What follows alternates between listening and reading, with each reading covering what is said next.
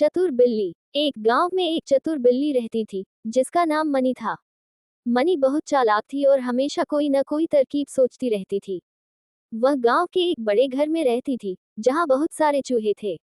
उसका काम था चूहों को पकड़ना, लेकिन चूहे भी कम होशियार नहीं थे। वे हमेशा किसी न किसी तरह बच निकलते। एक दिन मनी ने एक नई तरकीब सोची। उसने तय किया कि वह चूहों के सरदार से दोस्ती करेगी।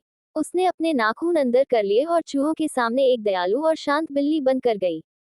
मैं थक चुकी हूँ चूहे पकड़ते पकड़ते। अब मैं तुम सबके साथ शांति से रहना चाहती हूँ, मनी ने मीठी आवाज में कहा।